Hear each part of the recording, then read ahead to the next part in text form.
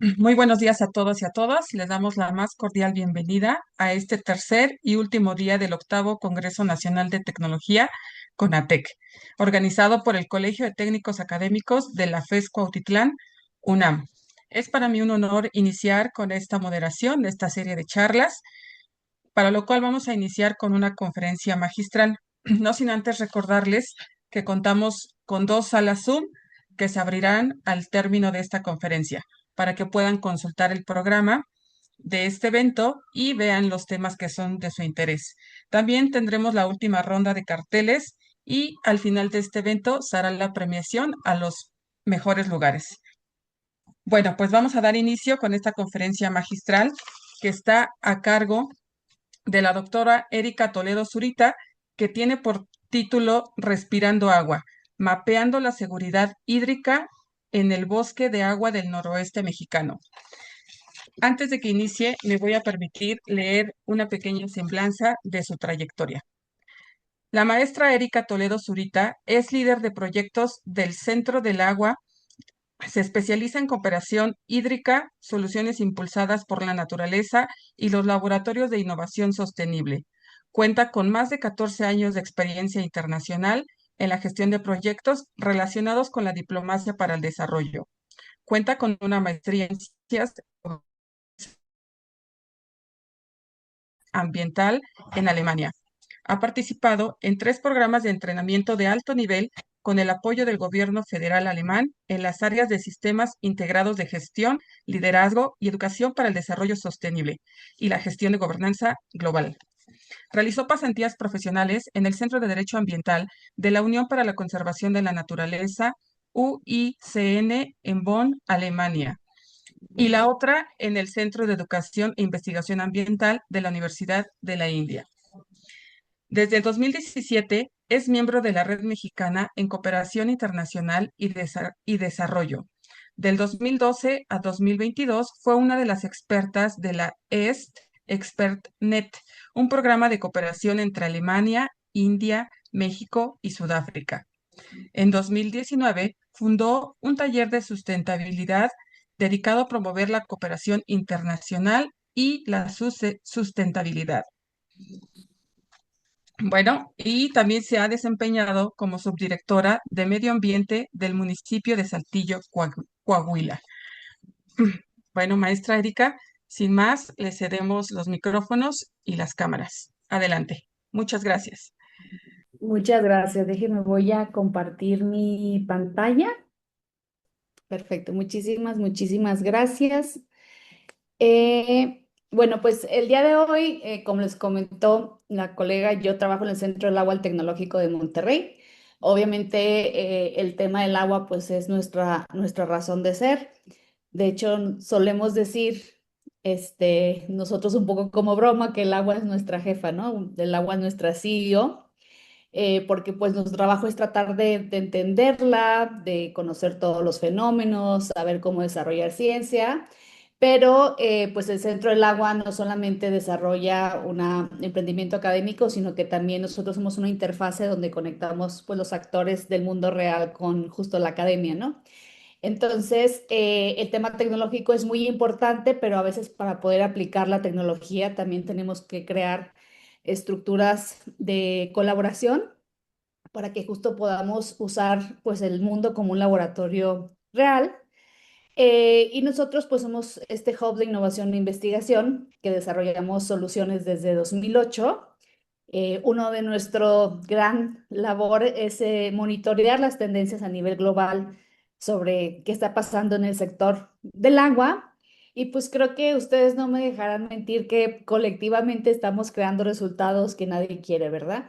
Tenemos problemas de justicia hídrica, tenemos problemas obviamente de desabasto, de contaminación, enfrentamos fenómenos extremos de sequías, de inundaciones, pues este mes todo el país ha estado en vigilia por todos los fenómenos que hemos tenido, pero a veces pues no sabemos por qué está sucediendo esto, ¿no? O sea, qué rol juega cada uno de los actores de la sociedad. Y pues también vivimos en una época donde vemos, pues ahora sí que crisis en múltiples niveles, lo que llamamos la policrisis. A nivel social, pues vemos muchísima polarización, no solamente en México, sino en el mundo. Vemos temas de inequidad, de racismo, con todo por lo que está pasando en nuestro país vecino, pero también estamos pasando por pues, una crisis ecológica, ¿no? El calentamiento global, la pérdida de biodiversidad, que es alarmante en esta llamada sexta extinción, el tema de los incendios forestales en pues, todo el país, pero también en lugares recientes como es Europa, las inundaciones, la escasez de agua, las migraciones masivas justo por estos fenómenos ecológicos. Y pues con nivel individuo tenemos también una crisis en cierta forma, la llamaremos espiritual, ¿no? Problemas de salud mental, burnout, temas de ansiedad, temas de depresión. Y a veces también tenemos este sentimiento colectivo de que pues estamos impotentes ante tantas crisis sistémicas, ¿no? Entonces a veces nos es difícil entender por dónde empezar. Y se siente a veces esto como que algo en el mundo está terminando, ¿no? Algo está dejando de ser, las cosas como eran ya no las conocemos, ¿no? La forma en que está configurada la familia, las relaciones humanas, el trabajo está enfrentando retos tremendos con inteligencias, disruptivas como la inteligencia artificial, pero muchas otras. Y al mismo tiempo, pues pareciera que lo nuevo apenas está por nacer, ¿no? O sea, apenas estamos tratando de entender hacia dónde van todos estos cambios. Y para nosotros, para nosotros, no sé si me escuchan ahí. Sí, ¿verdad? Sí, se Eh, escucha bien. Gracias. Para nosotros esto implica que a veces tenemos que lidiar con esta clase de emociones también desde la práctica académica, ¿no? De hecho, hay un libro muy bonito que se llama Las emociones de la Tierra, ¿no? Que habla sobre la solstalgia, que es una emoción donde uno tiene una especie de nostalgia por un mundo que todavía existe, pero en cierta forma sabemos que puede terminar, ¿no? Entonces, también el tema de la filosofía ambiental nos ayuda pues a tratar de entender cuál es la vida del ser humano en el siglo XXI. Y para nosotros, pues obviamente todo esto lo tratamos de ver desde el lente del agua, ¿no? Porque el agua pues toca, la realidad es que toca todas las esferas de la existencia. El agua para nosotros ya no es un sector, ¿no? Cuando el centro del agua inició, pues era un centro muy sectorial en términos de que había ingeniería, ¿no? El tema de cómo hacer presas, acueductos, entender la calidad del agua, desarrollar tratamientos. Y realmente hubo, yo creo que en los últimos 15 años, pues una tendencia a ver solamente las soluciones ingenieriles, pero conforme se ha ido complicando este tema, pues a veces ya no son suficientes, ¿no? Y entonces vemos que también tenemos que dejar atrás esta idea del agua y el agua tiene su propia estética. Este tema de cuando hablamos del agua solamente hablamos de tubos, de cemento, de infraestructura, ¿no? La misma política nos ofrece una estética sobre qué debemos pensar cuando pensamos en el agua. Pero realmente vemos que en muchos lugares del mundo, obviamente de los más privilegiados, como son, por ejemplo, en Estados Unidos, hay una tendencia a romper muchas de estas infraestructuras hídricas, ¿no? Este es un ejemplo de una presa que se está echando abajo porque ya no funciona esa lógica en la gestión de ríos. Ay, perdón. Porque a lo mejor el cauce ha cambiado o el tema del cambio climático ya no provee suficiente agua o empiezan a existir otra clase de modelos donde es más importante buscar una cogestión con la naturaleza que solamente a través de una infraestructura, ¿no?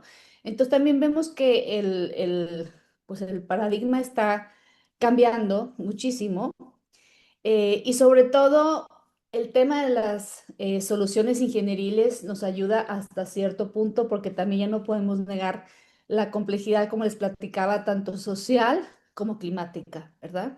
Entonces, si yo de repente me acabo un bosque, pues obviamente ya no va a haber agua para una zona metropolitana. Entonces, tenemos que empezar a ver cuáles son los puntos de intervención en un nuevo horizonte de complejidad sobre los cuales tenemos que construir nuevas políticas hídricas y también nuevos avances tecnológicos. Y en el caso particular del agua, sobre todo en México, uno de los temas, pues que realmente es uno de los más grandes retos, no nada más es la cuestión de que pues es un país que está casi 80% en un estado de escasez hídrica, sino que somos un país donde la gobernanza de la información que tiene que ver con el agua, pues realmente no está totalmente consolidada, ¿no? Nos faltan muchos datos, a veces la misma con agua no sabe exactamente cómo están pues las concesiones, los usuarios, si el agua se sigue usando para eso, a lo mejor ya hay un huachicoleo de una concesión que se usa para otra cosa. Obviamente con la falta de financiamiento en las universidades, pues también no podemos generar datos.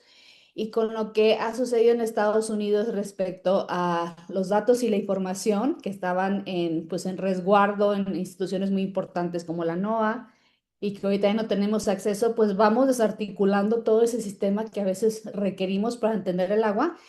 Y porque el agua no nada más se entiende obviamente desde el país propio, ¿no? Sino se requiere entenderla como un mega sistema, un sistema terrestre donde se requieren datos de otros países. Entonces, a veces no es tan fácil desarrollar una política pública que esté pues informada por la ciencia, ¿no? Entonces, es un reto que nosotros vemos mucho.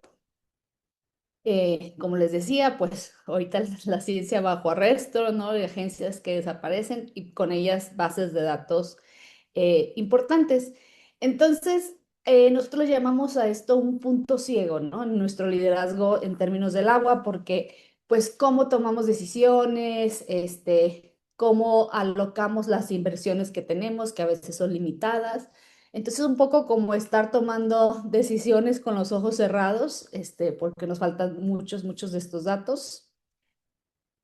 Y cuando hablamos de la seguridad hídrica, ¿no? Que es pues uno de los elementos más importantes de cualquier política pública de cualquier país, pues vemos que hay seguridad hídrica, pero esta es una propiedad emergente, ¿no? Porque al final estamos lidiando con sistemas complejos adaptativos y solamente emerge si hay ciertas condiciones. Si cuando hablamos de seguridad hídrica no nada más estamos hablando de la cuestión política o la militarización, ¿no? De estos sistemas, y nosotros lo llamamos Huge Security, que es un concepto que desarrolló la doctora Úrsula Oswald, justo de CRIM UNAM.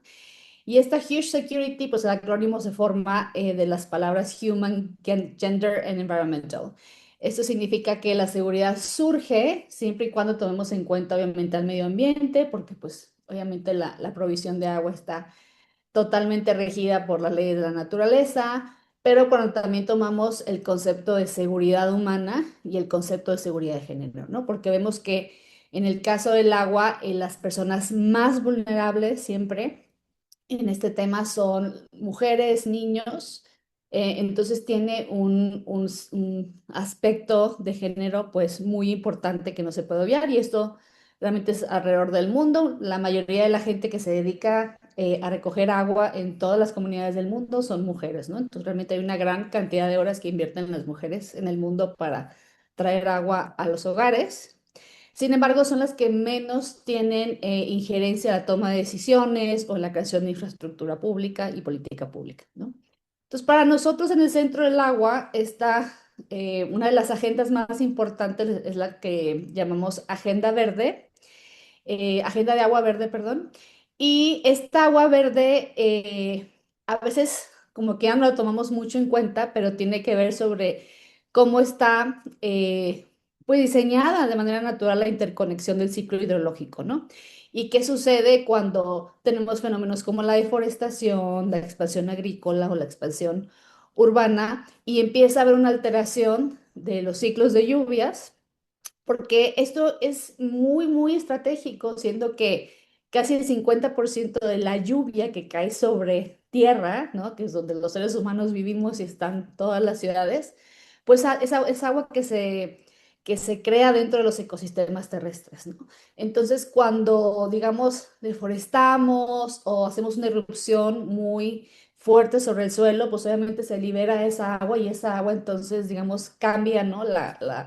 la fachada del ciclo hidrológico, y esto es algo que nos ha estado afectando mucho en todo el mundo, ¿no? Entonces, ¿cómo volvemos a centrar esa idea del agua verde? Y a veces tenemos resistencia porque cuando hablamos de ambientalismo, como que lo pensamos que es algo que ya, pues es importante, pero no tan importante. Sin embargo, no hay manera de proveer de agua a las ciudades si no consideramos estas dinámicas ecosistémicas, ¿no?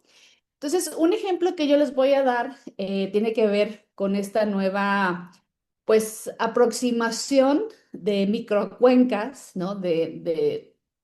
Independientemente de las cuencas hidrográficas, agarrar otras lógicas hidrológicas para desarrollar iniciativas, ¿no? Y en este caso, esa microcuenca, son los bosques de agua que, bueno, ustedes allá en Ciudad de México, Estado de México, aparte de Morelos, tienen una de las primeras figuras de un bosque de agua que está pues siendo institucionalizado como una estrategia de seguridad hídrica, sobre todo para esa zona metropolitana, pues que es el primer polo económico del país y que pues no puede uno simplemente dejar sin agua.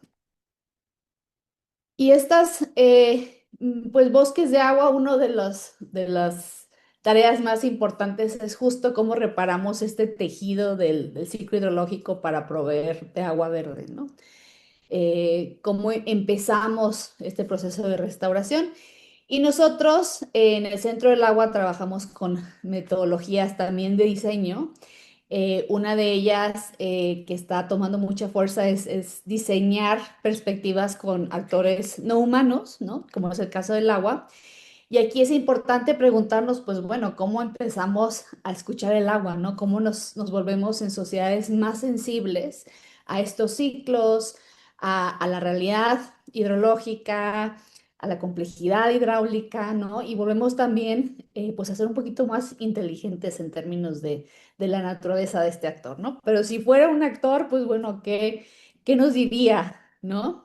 Entonces, esta idea de la voz del agua es una perspectiva de crear pues narrativas justo que hace un actor no humano como el agua e implica pues interpretar y representar las dinámicas, ¿no? Que tiene el ciclo hidrológico, pero también cuáles son las necesidades que tiene el agua para justo pues seguir, continuar su cauce y cuáles son las influencias también que tiene dentro de una sociedad, porque obviamente la situación hídrica es un tema de justicia social y es un tema de equidad.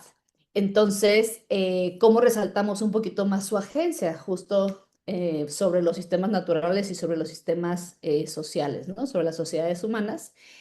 Parte de estas narrativas obviamente es imprescindible basarlas en datos sobre psicohidrológicos, sobre impactos ecológicos, pero también en otros sistemas de conocimiento, como por ejemplo datos que nos aportan las personas que tienen un conocimiento tradicional, los pueblos originarios o significados culturales, porque vemos que incluso en las constituciones de los estados en México varía la forma en que el agua es considerada, ¿no? Por ejemplo, en la constitución de Oaxaca vemos que ellos la toman como un bien cultural, ¿no? Entonces, para ellos tiene dimensiones que tiene que ver con las prácticas culturales de la región. Entonces, tenemos que tomar todo esto en cuenta y obviamente cuando personificamos el agua y le damos una voz, pues también queremos darle un valor intrínseco, ¿no? Dentro de los procesos de gobernanza y de toma de decisiones. Entonces, nosotros en el centro tenemos una iniciativa que se llama Natural Lab, que justo estamos tratando de promover de manera transdisciplinaria, pues, la restauración de este nexo agua, biodiversidad y clima, porque nos hemos dado cuenta que realmente solo hablar de clima, sin hablar de agua, biodiversidad, pues nos ha llevado también al desarrollo de toda una industria climática que no necesariamente está resolviendo estos problemas y que muchas veces más bien la base de la lógica debe ser el ciclo hidrológico, ¿no? Entonces, ¿cómo desarrollamos esta visión de 360 grados? Y para nosotros, pues también es importante entender qué significa como universidad ser una universidad positiva para la naturaleza, ¿no? Y de hecho, este laboratorio es parte de una red de universidades que lleva la Universidad de Oxford y el Programa de Naciones Unidas para el Medio Ambiente, donde incita a las universidades, pues, a dar respuesta a estas preguntas Y les voy a platicar el caso de uno de los bosques de agua que, digamos, está emergiendo aquí en el noreste mexicano porque apenas está, pues, viendo a sí mismo como justo este bosque de agua. Y nosotros usamos una metodología que se llama Teoría U, que la pueden encontrar en línea, hay muchos libros, hay muchos artículos. Esta Teoría U fue desarrollada por un profesor en el MIT que se llama Otto Scharmer, con el que hemos colaborado muy de cerca. Y la idea es cómo se diseñan y se implementan las transformaciones sistémicas, ¿no? Cómo de repente de áreas fragmentadas puedo crear un sistema como una microcuenca de como un bosque de agua, por ejemplo, ¿no? Que implica no solamente una gran complejidad ecológica, sino también una complejidad de montar pues estructuras de colaboración que posteriormente se conviertan en estructuras de gobernanza. Y la idea es que la teoría 1 nos dice que pues para enfrentar el futuro, ¿no? De manera conjunta, a veces hay que co-crearlo. Ya no podemos, porque somos muchas más personas, no somos sociedades tan parejas, tenemos muchos valores, muchas perspectivas de mundo. Tenemos que aprender a co-crear cosas de una mejor manera, ¿no? De una manera más abierta con diferentes sectores. A esto le llamamos liderazgo ecosistémico, ¿no? Cuando queremos trabajar en un ecosistema socioecológico, pues obviamente hay una gran cantidad de temas, una gran cantidad de actores. ¿Cómo desarrollamos capacidades de liderazgo para llegar a un buen puerto, ¿no? Que una iniciativa logre cuajar. Entonces, esta metodología que está muy ligada también pues al diseño, ¿no? De procesos de colaboración, tiene 6 etapas que no se las voy así como a describir, les voy a platicar algunos puntos de este trabajo que hemos hecho, pero la idea pues es llevar a un grupo de personas, ¿no? De un punto al otro en el cambio de transformación. Y parte de esta metodología no nada más es incluir datos y diseñar procesos de participación, sino también usar otras prácticas como la estética, como el arte, incluir el cuerpo. Ella es otra de las cofundadoras de esta metodología, Arawana Hayashi. Es una artista japonesa estadounidense y ella nos dice que a veces también cuando queremos montar estructuras de colaboración, pues tenemos que pensar incluso en la sabiduría del cuerpo, ¿no? A veces cuando estamos en procesos participativos nos damos cuenta si alguien quiere o no colaborar por la manera en que está parado, tiene los brazos cerrados. Entonces, como en un grupo de personas creamos pues la posibilidad de colaborar a través de la creación de confianza, a través de entender muchos de los datos tibios que la gente tiene, ¿no? A veces no nada más hay datos científicos, sino también la gente que está del territorio tiene muchos datos vividos, ¿no? Que están encuerpados en ellos. Entonces, ¿cómo abrimos esos canales para tener acceso a esa información? Y esto es muy importante porque a veces es mejor trabajar con algunos grupos de cambio, porque cuando hablamos de transformaciones sustentables, una transformación sistémica no ocurre de repente en todo un país, ¿no? Sino que ocurre en ciertos nichos, que es lo que nos dice la teoría sobre las transformaciones sustentables, en ciertos lugares, ¿no? Están muy localizados. Entonces, usualmente son grupos de actores que nutren una intención común, que tienen que obviamente que negociar y aprender con otras partes. Los mejores ejemplos, pues tenemos, por ejemplo, Sudáfrica, ¿no? El grupo que cambió el país, pues realmente fue un grupo que se mantuvo cercano junto a otros grupos. Entonces tenemos que pues entender cómo crear estos contenedores de cambio, ¿no? Y que aparte sean pues espacios seguros en la medida de lo posible, lo cual a veces no es tan fácil. Entonces, retomando ahora sí que nuestra pregunta de investigación en este proceso que fue cómo damos al agua una voz en procesos estratégicos. Nuestro trabajo pues se ha realizado justo en este bosque de agua que está en el noreste de México. Este bosque de agua está integrado por 2 áreas naturales protegidas. Uno es la Sierra de Arteaga, que es donde está una manzanita. Esa parte del territorio es una ANP que está entre Coahuila y Nuevo León. Y la otra ANP se llama Cumbres de Monterrey, donde está una naranjita y juntos pues forman el bosque de agua que le provee agua a la segunda zona económica del país, ¿no? Que es la que está formada por Nuevo León y Coahuila, y pues vemos que los asentamientos humanos pues más caros del país, entre otros, los corredores industriales, muchos lugares donde se pretende hacer el offshoring, la región donde en algún momento se iba a instalar Tesla, pues está a las faldas de este bosque, ¿no?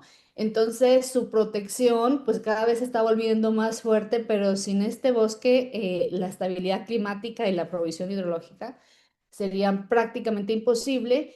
Y mientras que en México se espera que la temperatura suba de 2,5 a 3 grados, en el norte del país podría subir de 4 a 5 grados, ¿no? Entonces somos una zona todavía más vulnerable al cambio climático y sin estos estabilizadores pues el futuro económico es una fantasía casi, ¿no?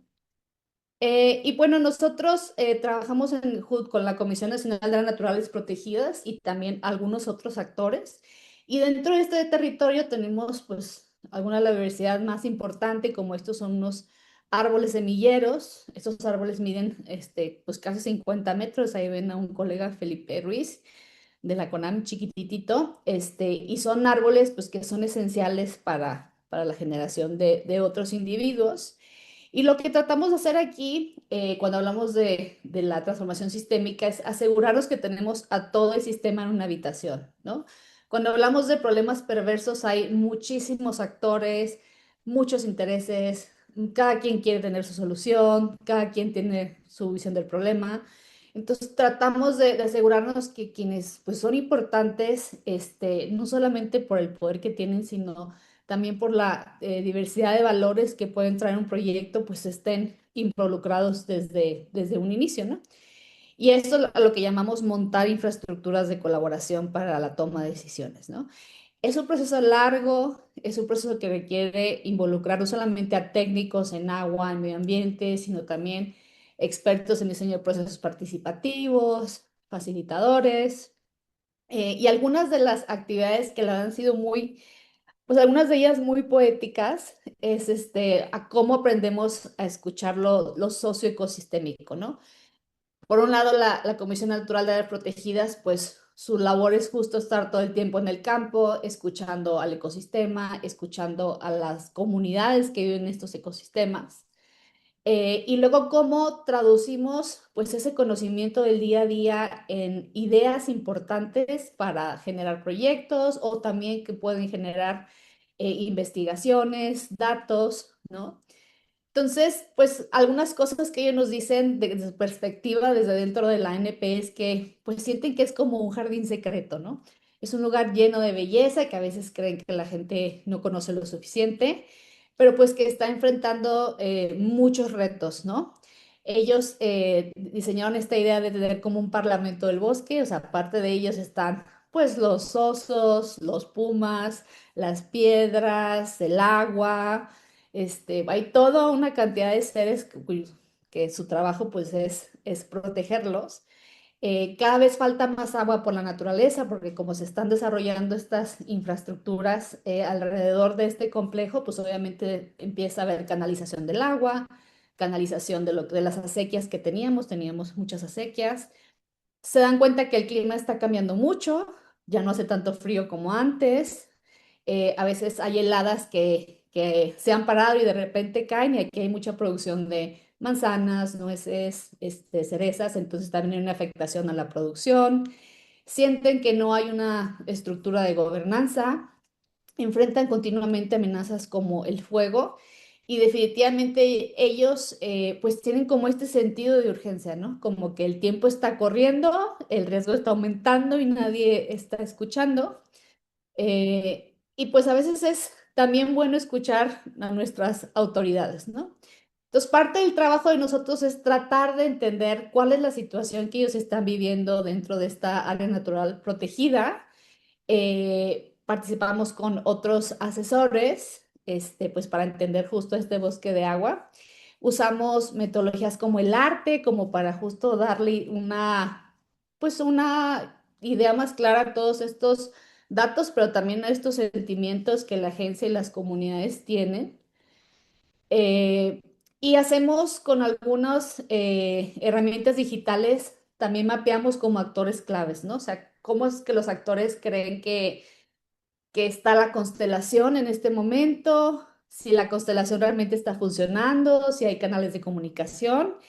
Y si no los hay, bueno, pues cómo podríamos crear esos canales, ¿no? Y ahí es a veces donde usamos también el cuerpo, ¿no? Hacemos una especie como de constelación sistémica para entender ellos ven si hay apoyo, si hay capacidad de gobernanza, si faltan cosas, invitamos a otros actores también como a compartir estas actividades, gente de la industria, que también pues cuando hablas con ellos como personas te das cuenta pues que ellos tienen la misma urgencia que cualquier otro sector, ¿no? O sea, necesitan producir más, necesitan asegurar el agua, a veces es una presión que simplemente ellos pues no tienen tiempo para escuchar a otros actores. El tema de los municipios, que a veces también sienten que no son parte de esas mega decisiones que toma el Estado, la Federación. Entonces es como ir entendiendo en dónde estamos parados, ¿no? Esta es una de esas dinámicas de grupo que hacemos en conjunto. Y nosotros le pusimos este proyecto Respirando Agua porque justo cuando uno está en este bosque, ustedes saben que, bueno, tanto Coahuila como Nuevo León son estados donde hace mucho calor, ¿no? Pero cuando estás cerca del bosque, como que de repente empiezas a sentir esta humectación en el aire, ¿no? Es como si sintieras esa frescura en el aire. Y es un efecto, pues muy bonito que ya no lo tenemos en las zonas metropolitanas, ¿no? Entonces, como respirar esa agua. Aquí tuvimos un taller también de prácticas más fenomenológicas para que ellos entiendan cómo funciona el ecosistema y de ahí salió este nombre de respirar agua. Estamos Y del, luego, del 2020, sí.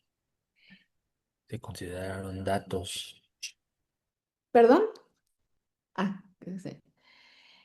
Y luego, bueno, vamos haciendo escenarios, ¿no? Climáticos e hidrológicos, también usando un poco la poética. Entonces, por ejemplo, para ellos, un escenario donde lográramos mitigar mucho de este cambio, pues sería seguir teniendo la posibilidad de respirar agua.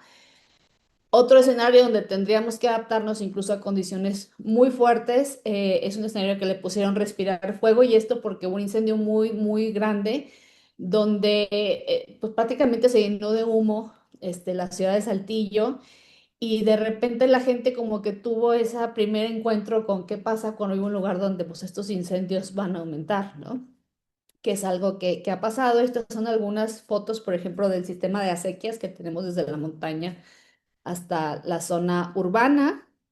Y pues este tema de los incendios para nosotros ahorita se está volviendo estratégico porque ustedes saben que en California hubo estos incendios tremendos, ¿no? Donde se perdieron más de 16,000 hectáreas, pero nosotros en 2021 tuvimos uno donde se perdieron 24,000 hectáreas, ¿no? Y es muy triste que pues no salen las noticias, la gente después no se entera cuál fue el impacto, ¿no? Y curiosamente, desde el 2021 es el incendio y en el 2022 hay una crisis hídrica tremenda en Nuevo León, Coahuila también, pero sobre todo en Monterrey. Y la CONAM cree que pues obviamente hay ahí una relación muy directa, ¿no? Entre estos fuegos y la provisión de agua. Este, Arteaga también, pues como es un lugar muy bonito, es lo que también pasa en su bosque de agua, pues de repente hay algunos emprendimientos para hacer fraccionamientos campestres, uno ahorita que está muy contencioso es uno donde se piensan, pues quitar 10,000 hectáreas de bosque. Y pues justo por eso vamos viendo que ese bosque se tiene que ir protegiendo. Y bueno, pues parte de este proceso lo hemos presentado en otras instituciones. Lo presentamos hace 2 años en el MIT, con 17,000 participantes de 200 países, como para darles una idea de que estos procesos a veces son lentos. Sin embargo, nosotros tenemos ya como unos 3 4 años trabajando. Cuando llegan las oportunidades, lo bonito de este proceso es que tienes una infraestructura súper sólida de colaboración y te permite ser muy ágil ante las oportunidades y los infortunios, ¿no? Entonces, realmente es una inversión estratégica en las relaciones humanas que posteriormente se convierte en la posibilidad de hacer muestreos. De hecho, yo ayer vine y ahorita en un momento me voy porque estamos muestrando agua, con un experto en isótopos para ver más o menos entender la dinámica de dónde viene el agua, cuál agua, de qué parte del bosque va hacia el área metropolitana de Monterrey. Y eso solamente se da cuando tienes como esta capacidad de caminar en conjunto, ¿no? Ahorita también somos parte de un proyecto de GIZ que se llama Cumbre Resilientes, que abarca la Sierra Madre Oriental y esta es la primera vez que se incorporó Coahuila y Nuevo León. Que tuvimos una visita del gobierno alemán hace algunos meses. Y pues bueno, justo el mes que entra viene una colega de la Semarnat que está trabajando en la modelación de estas microcuencas en base a los bosques de agua. Y nuestra idea es pues aprender más, ¿no? De los enfoques de coordinación que están haciendo allá en Ciudad de México, Estado de México y Morelos para ver cómo podríamos también desarrollar protocolos de seguridad hídrica en el noreste de México. Y pues los dejo con esta cita que mucha gente se le atribuye a John F. Kennedy, pero no estamos seguros, que dice que aquel que pueda resolver los problemas del agua merecerá 2 premios Nobel, uno por la paz y otro por la ciencia. Y bueno, pues yo les agradezco un montón la oportunidad que nos dan de estar aquí el día de hoy y les dejo mi correo y pues muchísimas gracias. Muchísimas gracias, doctora Erika. Excelente plática. Bueno, pues en el chat tenemos algunas preguntas. Tenemos tiempo para un par. Voy Ujú. a comenzar con un comentario de la doctora Mari Espejel. Me dice, excelente ponencia. Muchas gracias por compartir la información. Además, felicitaciones al Centro del Agua del TEC de Monterrey por su próximo 17 aniversario. Un Ay, abrazo fuerte. Bueno, aquí en el chat de Zoom tenemos la siguiente pregunta. En materia de regulaciones internacionales, ¿cómo estamos previendo las estrategias para disminuir los riesgos de desabasto y de calidad? ¿Sabe qué están haciendo los organismos que regula con agua para garantizarnos agua libre de contaminantes como microorganismos y metales pesados? esa es una excelente pregunta y creo que nosotros ahorita estamos con apoyo del Fondo Ambiental Metropolitano de Monterrey, estamos haciendo el Plan Hídrico de Nuevo León para 2050 con escenarios de cambio climático. Y la gran pregunta es el tema del agua residual, ¿no? Hay ciudades que saben que ya no van a tener agua en 5 años, y esto va a implicar que pues tengamos la idea de lo que llaman los de Singapur New Water, ¿no? O sea, esta nueva agua que es creada del agua residual, que pues no es un residuo, sigue siendo agua. El único problema es que actualmente en la calidad del agua en México no tenemos criterios para PFAS, no tenemos criterios para microplásticos, no tenemos criterios para farmacéuticas, o sea, el agua está llena de paracetamol, sertralina. Entonces creo que pues necesitamos empezar primero a luchar porque cambie la frontera de la calidad del agua, incluya estos parámetros, pero antes de hacer la infraestructura para regresar el agua, necesitamos estar seguros, o digamos, para volverla a meter dentro de la infraestructura de agua potable, necesitamos estar seguros que tenemos protocolos, que tenemos, tratamientos, porque si no se podría convertir en una crisis de salud tremenda, porque imagínense de repente contaminar toda la red de agua potable. Entonces yo sí creo que es un tema estratégico, es un tema que requiere la combinación de política pública y academia para empezar a desarrollar, pues ahora sí que protocolos de tratamiento, ¿no? Pero eso es un tema, creo que es uno de los más importantes en la política hídrica y yo creo que en 5 años eso va a pasar ya, ¿no? Muchas gracias. Bueno, la siguiente pregunta dice, ¿qué hay de cierto en que las guerras futuras en el mundo serán por el agua? Y si es cierto, ¿cuánto tiempo falta para que eso suceda? ¿Estamos a tiempo de evitarlo? Pues a mí esa pregunta me la hacen todo el tiempo y siento que cada vez tengo una respuesta diferente. Te podría decir que sí, pero también te puedo decir que hay toda una industria que también depende de esa especulación, ¿no? Entonces yo más bien creo que lo que necesitamos es participar más en nuestros organismos de agua, en la Conagua. Necesitamos ser mucho más audaces en entender los balances hídricos de las regiones donde habitamos, ser mucho más, este, Pues bravos, ahora sí, para que tengamos más datos, más acceso a la información, porque si yo permito que se cree una especulación sobre un recurso tan importante, pues obviamente también lo estoy dejando en manos de un mercado que pues tiene poca ética, ¿no? Nosotros trabajamos mucho también con filósofos, aunque va a sonar muy raro, pero la física y la filosofía están muy relacionados y estamos desarrollando una línea de hidropoética de cómo habitar poéticamente el agua, ¿no? O sea, cómo tratar de generar nuevas formas, perspectivas de entender el agua, no solamente como un recurso económico, pero también como un bien cultural, tener nuevas relaciones, ¿no? Donde el agua no nada más, como les decía, tenga esta ecoestética de cemento y tubo, sino también los bosques, las fuentes, recuperar una relación más cultural con el agua. Y creo que eso podría ser un freno ante la especulación económica. Bueno, muchísimas gracias. La verdad es que es un tema muy, muy importante.